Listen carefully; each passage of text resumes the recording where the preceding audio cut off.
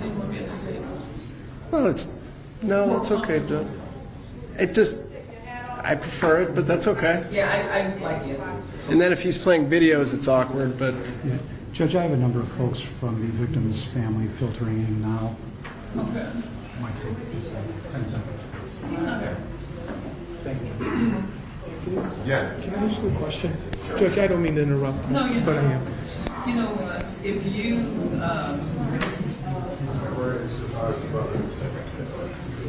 if you need more space, you can always come into the jury box. She wasn't here. John, I need you up here for a quick minute. If you need more space, come to the jury box. You can come up to the jury box.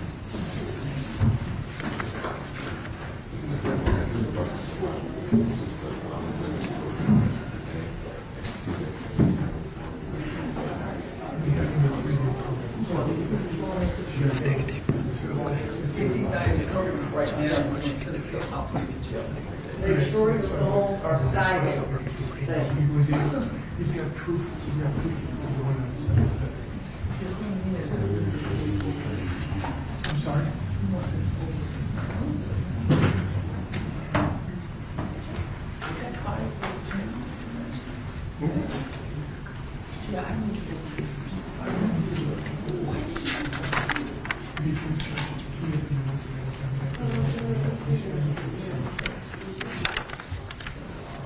Let me think about it.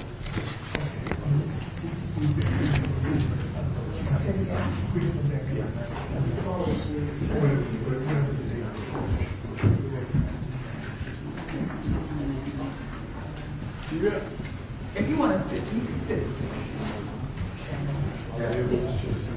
I know. You're fine. Just want to speak to us. Do you have a paper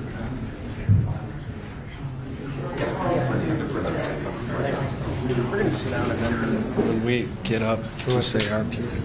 So here, the deputy officer. Everybody will need to be quiet. All phones will need to be off. If there's any interruption, the deputies will escort you out. It must be completely quiet.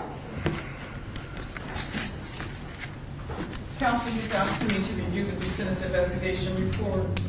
I have, Judge. I believe it to be fair, accurate, complete. No additions, deletions, or corrections. Thank you very much. We are here for the sentencing in case number 691650, State of Ohio versus Jason Halas. How do you pronounce his last name? How do you pronounce your last name? Hollis. Mr. Hollis is present in court this morning along with his counsel. Counsel, please state your name for the record. All Edwards on behalf of Mr. Halas. On behalf of the state of Ohio, would you please state your name for the record? Gregory Paul, Assistant Prosecuting Attorney, Your Honor. Thank you very much. Previously, on October 21st, 2024, the defendant pled guilty to count 1, attempted murder. That is a felony of the first degree in violation of 2923.02 and 2903.02a. That carries a possible penalty from 3 years in prison up to 11 years in prison and a fine of up to $20,000. This charge is also subject to rate and toast, which means that once the defendant is placed in once he is sentenced, he's looking at an additional, could be up to an additional 5.5 years. So on this charge, she's looking at anywhere from 3 years in prison up to 16.5 years in prison. The court has had the opportunity to review the pre-sentence investigation report that was prepared by the Cuyahoga County Adult Probation Department and has made that report available to counsel. Before imposing sentence, this court will consider the record, the PSI, and any written or oral statements made to the court today as is required by Revised Code Section 2929.19b1. Mr. Hollis, we are here to impose sentence in your case. Before I determine what sentence to impose, I will allow you, your attorney, as well as the state of Ohio to address this court. Before we get started, counselor, is there any reason to not go forth? No, Your Honor. Then you may proceed first, and I'd like you to come to the podium when you speak. Thank you.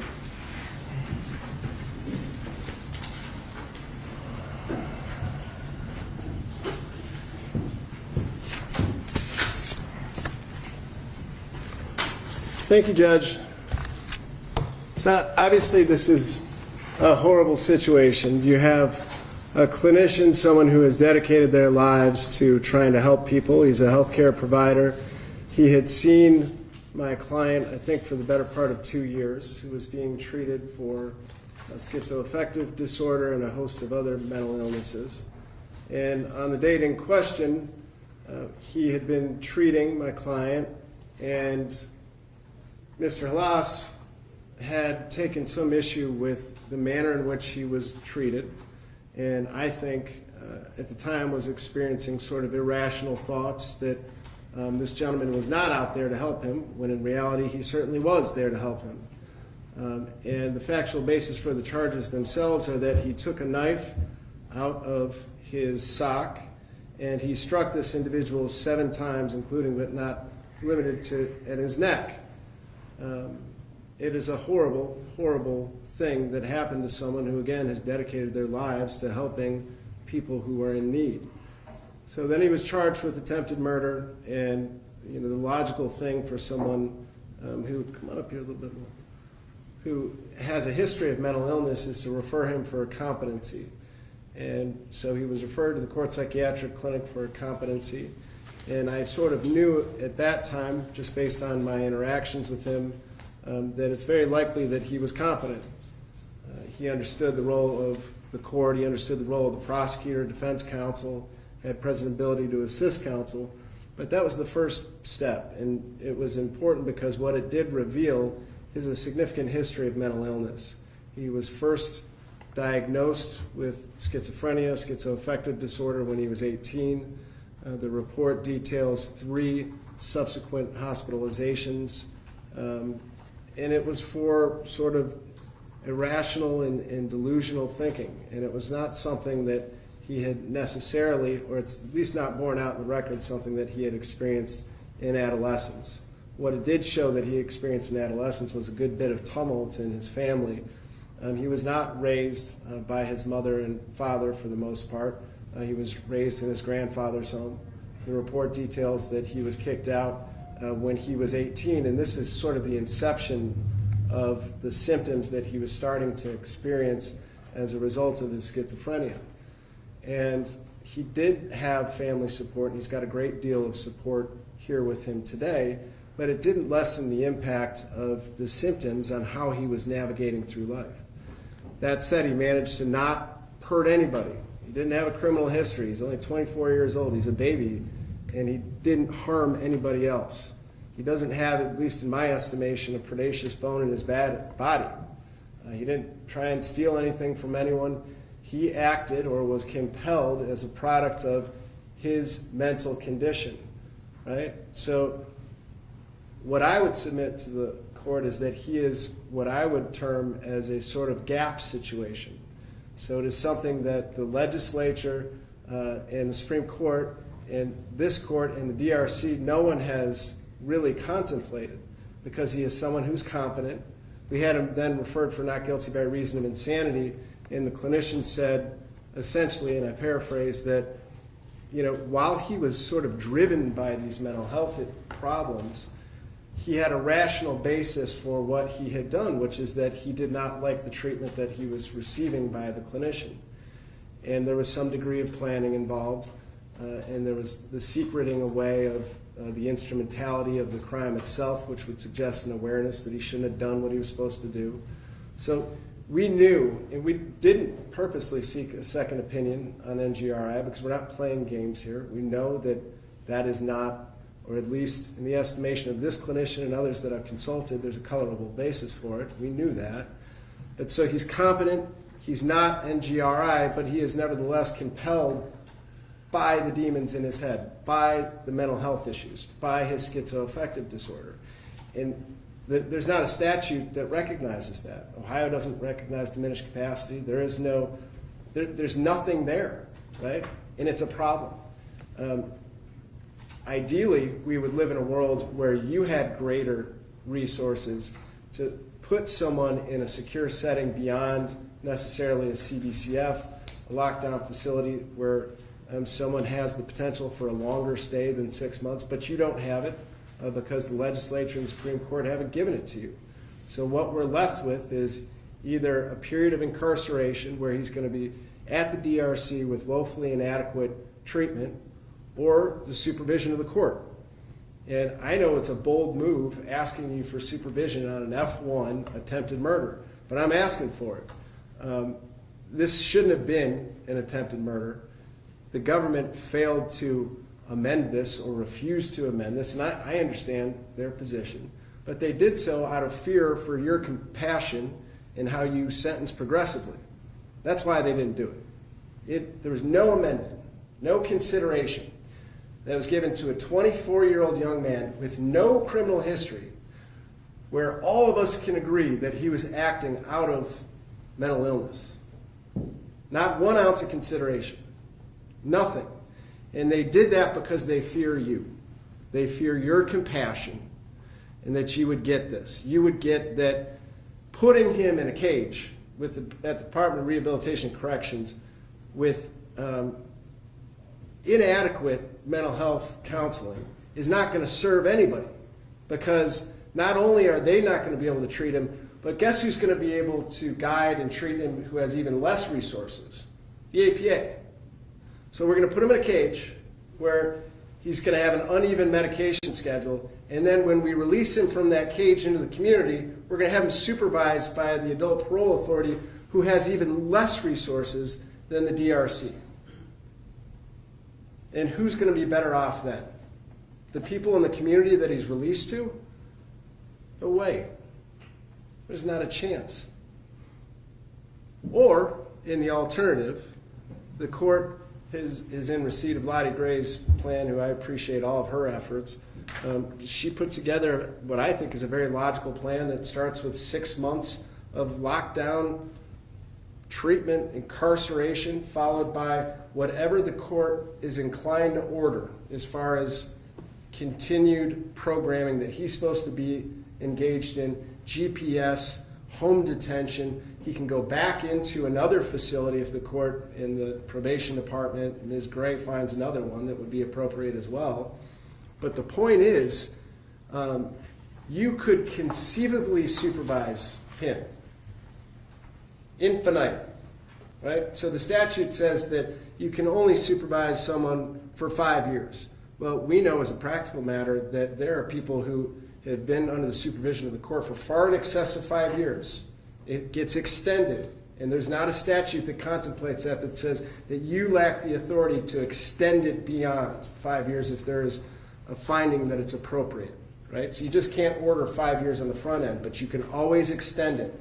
So who is going to be better off when this court, who has all the resources, is going to be able to supervise him functionally, potentially, for the balance of his life, or we're going to put him in a cage?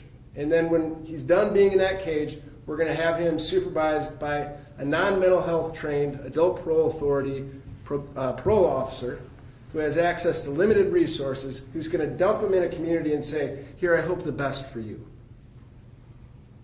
I think that the option with respect to supervision is far more logical. I think that contemplates the safety of the community best. There's no way that sending him to prison and then releasing him is going to ensure the safety of the community. If we have to met out some sort of punishment for this mentally ill young man, he's going to get locked up for a minimum of 6 months at a community-based correctional facility. He gets it. He regrets it. He didn't want to do it that day. He understands that this individual didn't deserve that. The government's going to show you videos and pictures of injuries which are very, very compelling. There is no doubt this should not have happened. This man did not deserve this. But if you want to fashion a disposition most consistent with the purposes and principles of felony sentencing, what I have proposed and what Ms. Gray has proposed, I believe, is most consistent. And I would thank the court. Thank you very much. On behalf of the state of Ohio. Thank you, Your Honor. Peter Plank and have a seat. Thank you, Judge. Yeah.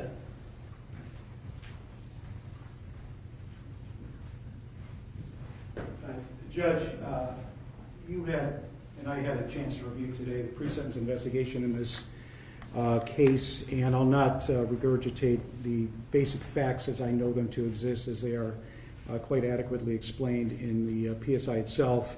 The named victim in this complaint, Adam Brown, was a psychiatrist for the defendant for at least 2.5 years. There were never any physical altercations or any physical incidents that occurred between these two prior to April the 24th, 2024, when, as an employee at Signature Health, Adam Brown was viciously and premeditatedly attacked by this defendant. Judge, we had provided, and I hope the court had received and had an opportunity to review, Mr. Brown's 3-page statement where he provides this court in great detail not only the physical injuries that he suffered, but the psychiatric and emotional trauma this incident had and continues to have on his and his family's life. Your Honor, I would like to present to the court surveillance videos that exist of this event, at least in some form. Thereafter, Your Honor, I would present the court some pictures of the actual injuries suffered by Mr. Brown. But first, I had offered Mr. Brown the opportunity before playing these videos that he has not seen, the opportunity to step out of the court before I play them for the court. So, Did he want to be heard today? he does wish to be heard, and all I'm going to do, Judge, is ask him to step out, and then when I'm completed showing you these 90-second videos, he's Okay. going to come back in. All right.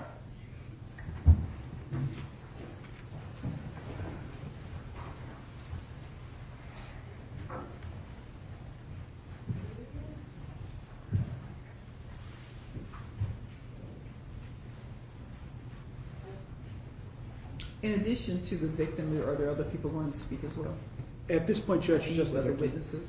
Just the victim at this point, Judge. All Judge, I've marked these 2 surveillance videos as States Exhibit 15 and States Exhibit 16, and I hope the court can see adequately here.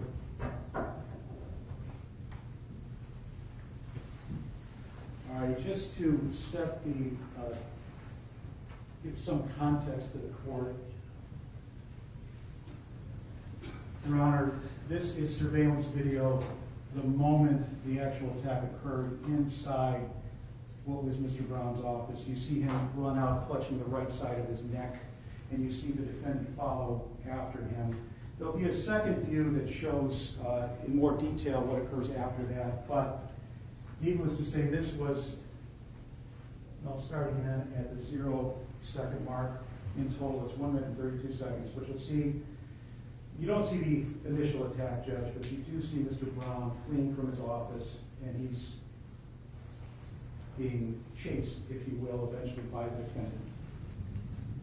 And I'll just play this in duration and not narrate any further at this point, Judge.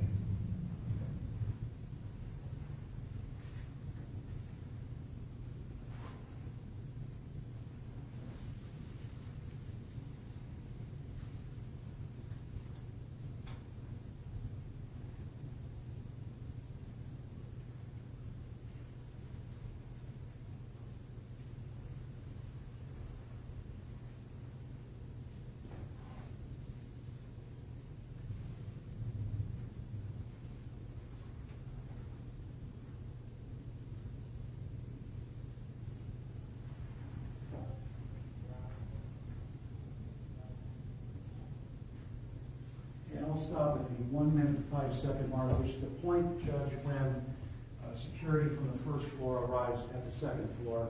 This next view of surveillance video is marked as States Exhibit 16. It offers the court a view of, I guess, where Mr. Brown ended up on that second floor. As you saw him run down the hallway and make a right, this will give you that view of that hallway.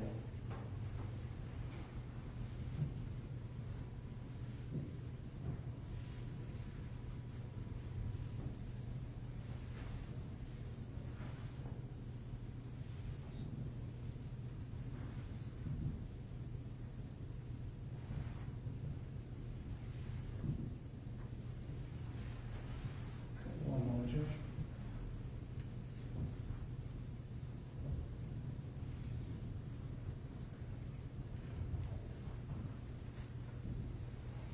once more. This is State's Exhibit 16, which is that other hallway on the second floor of Signature Health. And you'll see Mr. Brown and eventually the defendant enter the screen here in just a short while.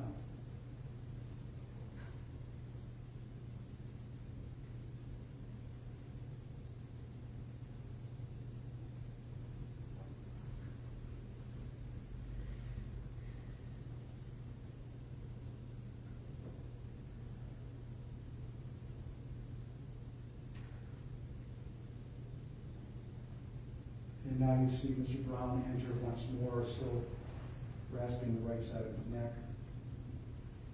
And that is the defendant carrying on with his attack. Where, of course, he's subdued momentarily by a staffer.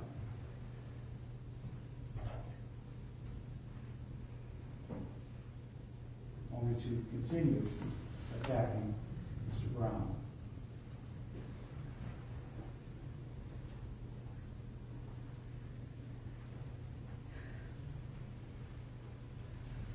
Until eventually security does arrive from the first floor judge and orders the defendant down to the ground at gunpoint.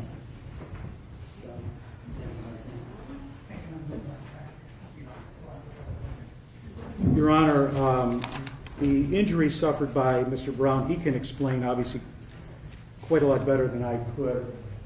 But for the good of the record, Your Honor, I would like to offer the court several exhibits that we've marked as State's Exhibit 1 through 10. These had previously been provided to counsel in discovery, and specifically it's provided to Mr. Edwards yesterday, if I might approach the bench, Judge. These are State's Exhibit 1 through 10. They were taken, I think, several days after at Metro Health, where Mr. Brown was receiving care. Obviously, you see the large gash on the right side of his neck. That was the severing wound that severed his jugular vein. He also suffered various other wounds to his trachea, his midsection. He had several defensive wounds that are visible in State's Exhibit 1 through 10 on his hands. Lastly, Your Honor, I would like to provide to the court, and again, these have been previously provided to counsel generally in discovery and specifically yesterday as exhibits that we would show the court today. These are State's Exhibits 11 through 14, if I may approach once more. Yes.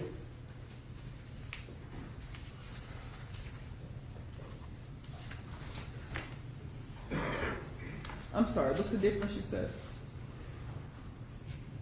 Difference is I'm just, 1 through 10 are various injuries about the body. and what'd you say this was? Those are specific crime scene photos Oh, where he gotcha. lay, as well as the knife that Mr. Edwards alluded to that was secreted away by this defendant before he arrived at Signature Health that day.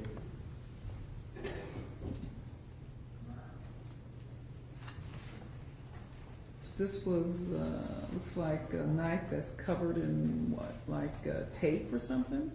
Or is it a real knife, or is it more of something else? It is a knife. I can surmise just from looking at it that it was covered in tape, and I'm recalling from the defendant's own statement in his sanity evaluation that he had taped the handle of the knife for whatever reason. Okay. Also in that statement, he did discuss his efforts to purposely secret that away on his body. I think he said he tucked it in 2 layers of socks in his boot before he arrived at Signature Health that day for his scheduled meeting with his clinician, Mr. Brown. Mr. Edwards alluded to the fact that we weren't inclined or did not offer any sort of plea to this defendant. That is true. Because in every sense of the word, every definition of the word, or words that make up the offense of attempted murder, this defendant did. He purposely sought out to kill that day Mr. Brown. And by no design of his own, Mr. Brown is still with us. The only reason Mr. Brown is still with us today is because of the efforts made by Mr. Brown's co-workers who saved him from this attack. because security, by my estimation, was about 90 seconds too late in helping Mr. Brown. They had to throw 2 chairs at this defendant, had to physically grapple with him to keep him from furthering his attack on Mr. Brown. It was only until Mr. Hallis was ordered down at gunpoint that he ceased. Your Honor, what is depicted in the video is an unrelenting, premeditated attack. It's cold, it's calculating, it's almost indescribable to put into words. Thankfully, we have it here with us today so this court can see exactly what this defendant did to a person whose only purpose that day was to help him. Yet he carried about a plan to murder a person that only exists to help him. His sanity evaluation, he discussed in great detail that he was not satisfied with the care that he was receiving from Signature Health and Mr. Brown, and he wanted to put into motion a certain event to eliminate that. I had a conversation with several persons, including Mr. Brown today, that our system isn't really set up to find out why a person commits a crime. We're just not set up for that. We may go through an entire trial and we'll never know why a defendant does a certain act. That's known only to him or her, and such is the case here. It's personal to Mr. Hallis why he decided to attack Mr. Brown this day. Your Honor, I am not unsympathetic to the plight of persons with mental illness. We see far too many cases come through this courthouse where persons with a mental health history or a mental health diagnosis attack a police officer or assault a family member. And you know what? We do give those persons services. We're not quick to lock up anyone because we acknowledge that they do have a mental illness and the gravity of the harm, not to say it's okay to attack anyone, least of all a police officer, I'm just using that by way of example. But the actual harm caused can be repaired. It can be remedied. We can offer you services. But here a line was crossed. And that line comes with it repercussions when you cross that line. If Mr. Hallis had carried out his exact plan, we wouldn't be talking today about reintegration plans and CBCF. We would be talking about putting Mr. Hallis away for the rest of his life because he would have murdered Mr. Brown because that was his specific intention. At some point, Your Honor, the needs of the community, and frankly the needs of persons that are engaged in mental health services have to be put before any notion of sympathy or services for defendants, even if they have mental health illnesses. Mr. Edwards, unfortunately, takes a very dim view of the services and resources offered by our DRC and our specific prisons. They are adequate for what we can offer. It's not perfect, but it's something. But again, we're not here to talk about the needs of Mr. Hallis anymore. He crossed a line. Accordingly, Your Honor, we would ask this court to impose a sentence of 11 years, which I realize is the maximum amount. And I realize that on its face, asking for an 11-year sanction, a maximum sanction in this case, might make it appear as though I'm not sympathetic to his mental health needs. I am, but the needs of the community have to come before that. Your Honor, I would like the opportunity for Mr. Brown to be heard, if he would join me at the podium.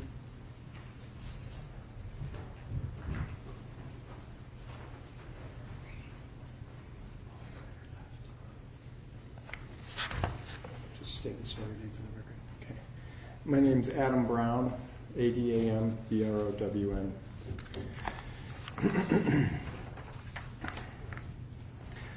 I'd like to thank this court for giving me the opportunity to speak today. The events of April 24th have significantly changed my life. The defendant's actions on that day had a deep impact on me, which will affect me for the rest of my life. He left me with both physical and emotional scars that will be constant reminders of the violence that was inflicted upon me that day. First, the physical scars. I suffered from multiple stab wounds to my neck, chest, and hands. The injuries to my neck being the most significant and nearly ended my life. My right internal jugular vein was severed and had to be ligated and is no longer functioning. I had stab wounds that punctured my trachea and caused significant damage and impaired my ability to speak and swallow. The wounds on my hand were caused by me trying to protect myself from the stabbing that he inflicted upon me that day. As a result of these injuries, I suffered from major blood loss and required resuscitation before emergency surgery could be done to save my life.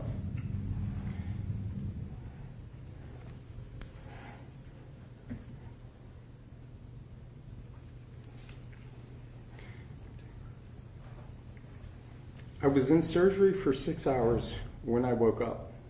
I could not speak or swallow. I had a tracheostomy so that I could breathe, and a feeding tube so that I could eat.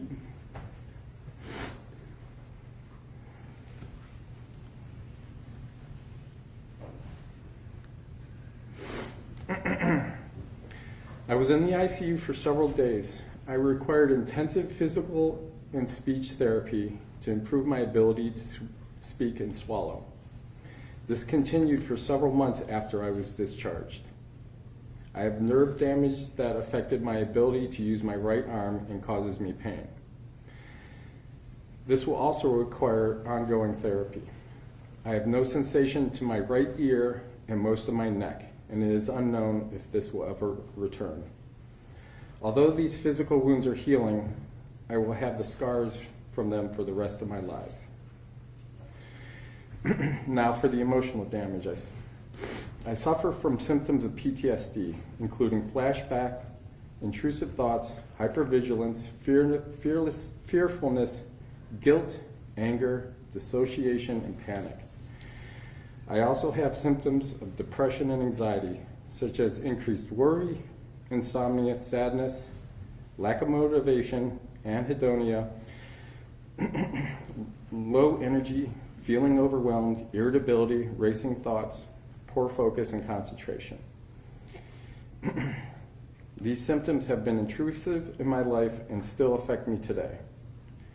Because of this, I have had to undergo intensive trauma and EMDR therapy to try and control these symptoms. Writing this statement has caused me to have an increase in all these symptoms due to having to relive the events of that day and the trauma that I continue to have from it. I have been fearful to work from my office at Signature Health and to see patients in person. I am only able to see patients virtually from the safety and security of my home. This attack has also affected my relationship with my wife due to symptoms of PTSD that we both have. I've had less interest in doing activities that I normally enjoy, such as spending time with my friends and family, working out with my friends, and spending time with my children. I feel anxious and on edge, which causes me to have increased irritability with my wife and children. I have trouble keeping up with the household chores and activities. Loud noises cause me to feel increased anxiety and fearfulness, which I feel throughout my whole body.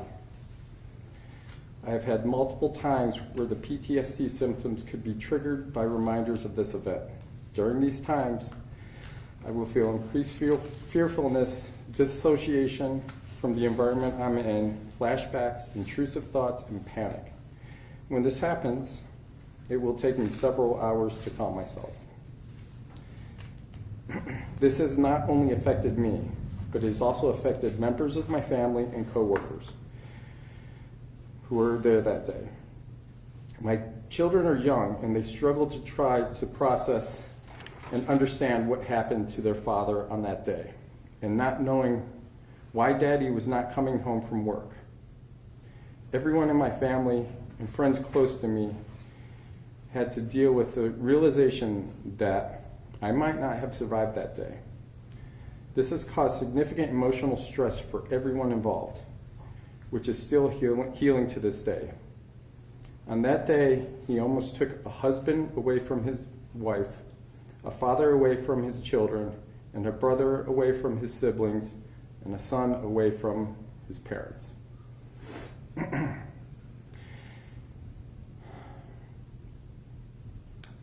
The impact that it had on my coworkers who were there that day has also been great. They witnessed firsthand the attack on me and saw the violence of his actions. He passed several of them in the hallway with a knife in his hand as they came out of their office to respond to my screams for help. My supervisor tried to get me to safety in her office, putting her own life in danger to try to save mine. Several others tried to physically stop him as he was actively stabbing me with the knife, putting their own lives in danger. When the attack was done, several of my coworkers came to my aid as I was bleeding to death, applying pressure to my wounds and my neck to try to control the bleeding and offering support and hope that I would live despite me having already accepted death.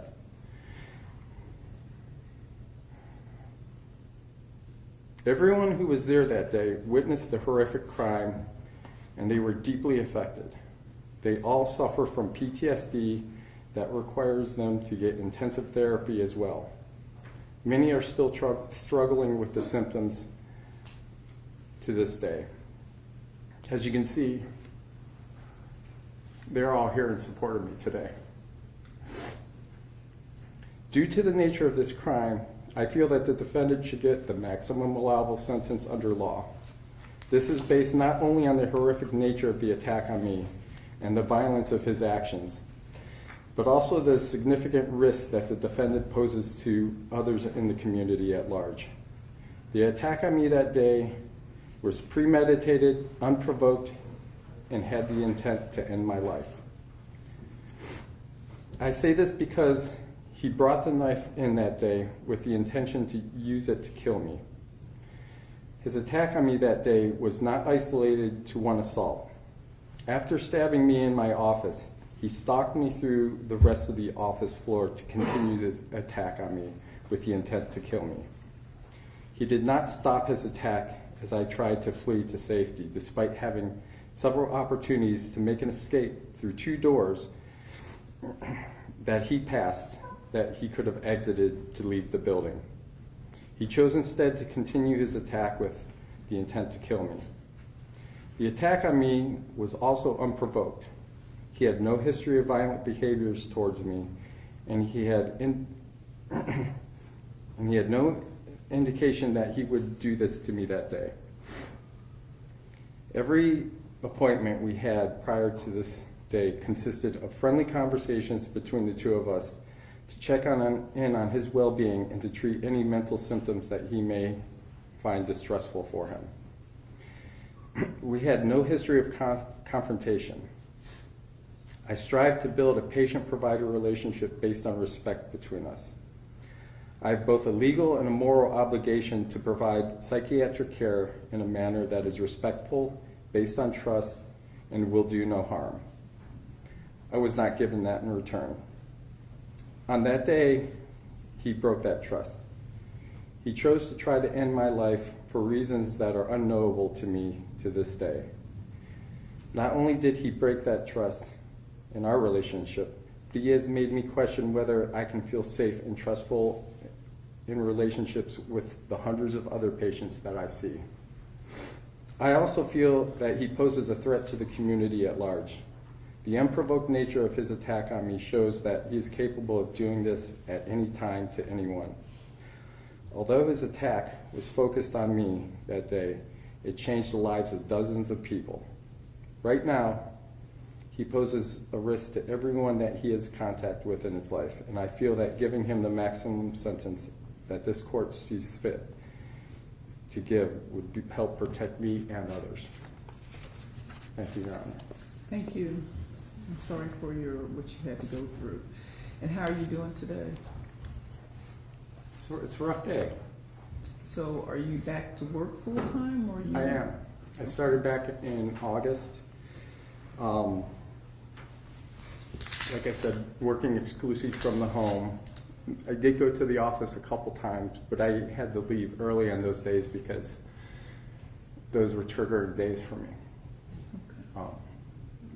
An example of that was one day I was in my office and music was playing, and it was a Wednesday, and the attack happened on a Wednesday. A song came on, song that I didn't necessarily pay any attention to.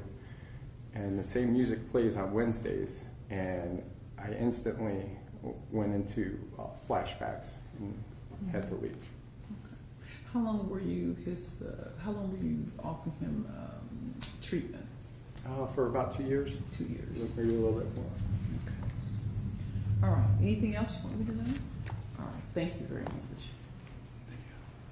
Anyone else wants to speak? No, Your Honor.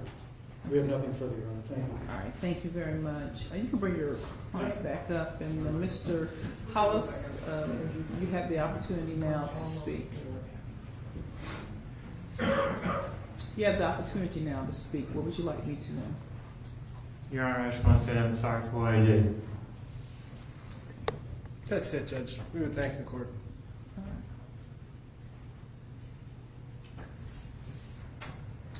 You know,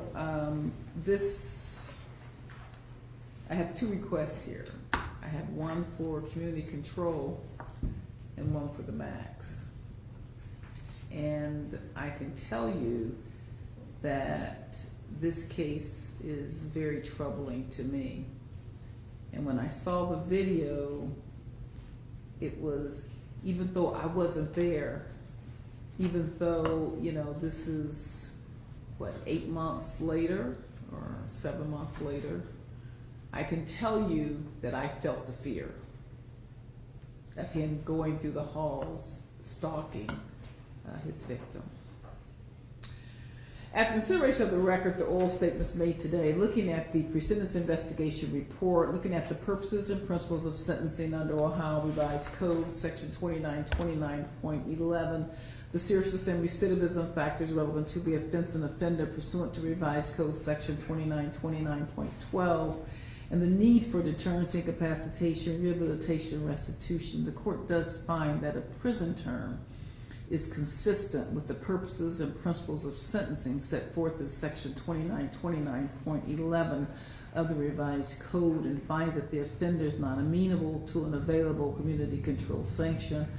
Furthermore, this court has considered the factors set forth in 2929.12 and finds that a prison term is commensurate with the seriousness of the defendant's conduct, its impact on the victims, and is reasonably necessary to deter the offender in order to protect the public from future crimes, and would not place necessary burden on government resources. This crime was, in my opinion, so horrible that even I know all of the staff has to also have PTSD from this, because of the way it occurred, and the stalking and sort of and the seriousness of the injuries. These injuries are extremely serious. I do not think, and as you can tell, I don't believe that community control is appropriate in this case. And I am mindful of his mental condition, that he has a schizo affect. Let me just make sure I'm saying it correctly here.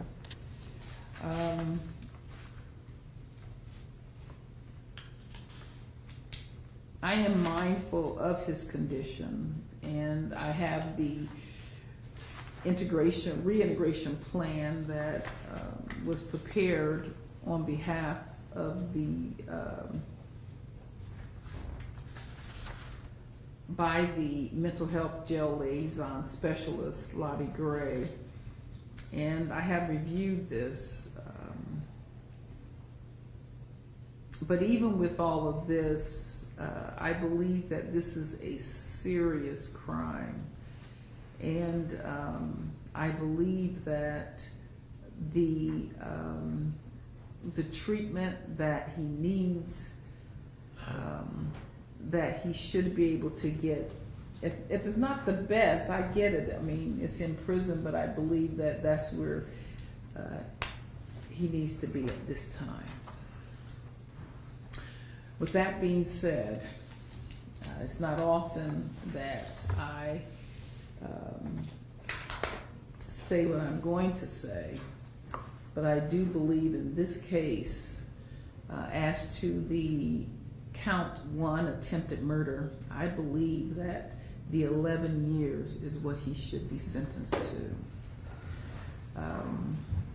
And I don't say that often to give the max, but I think this is an instance where the max is not only justified, but I think necessary to help deal with the pain and the trauma that these victims, and it wasn't just the one victim. You have victims, all of the employees who were there that day, they're all victims here.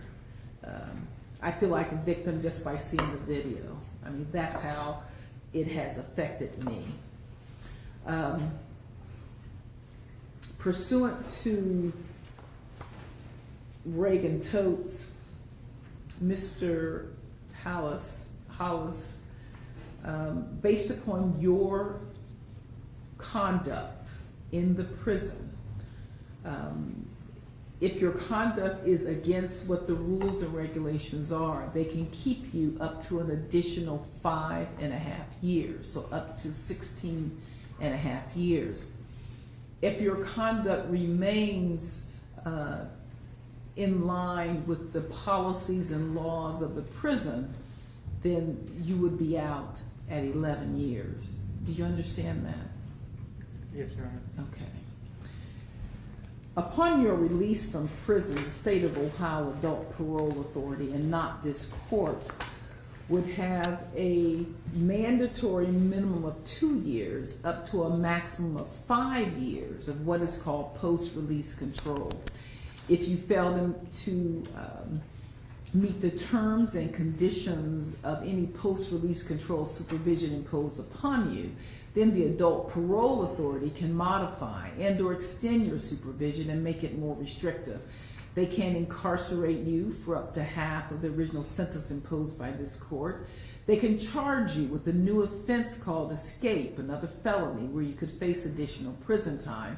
And if you commit a new crime while on post-release control, you can face the maximum penalty under the law for the new crime committed. Unless the defendant is serving a prison term that cannot be reduced under the law, the defendant may be eligible to earn 1 or 5 days credit towards his sentence for each completed month during which the defendant participates in educational or other programs. In addition, the defendant may earn up to 5 days credit towards his sentence for successful completion of a second such program.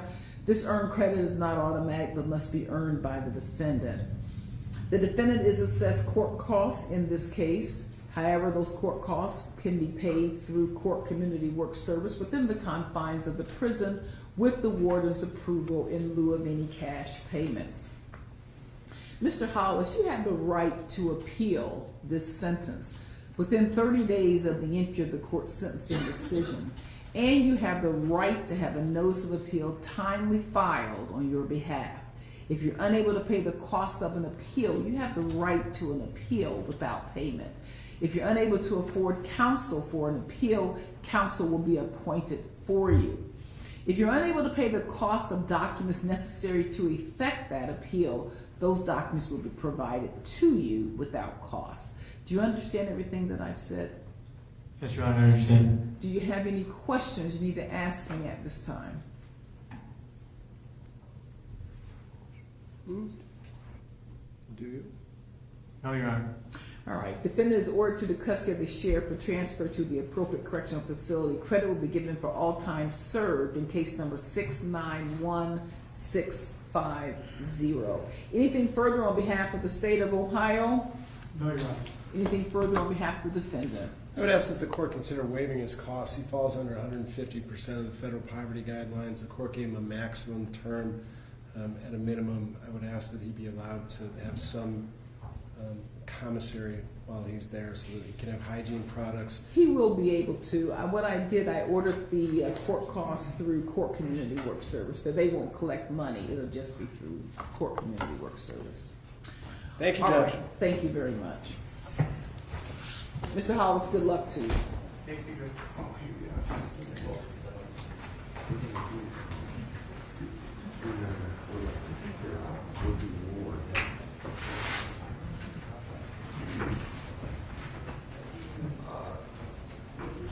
John, can you let Andrea know we're doing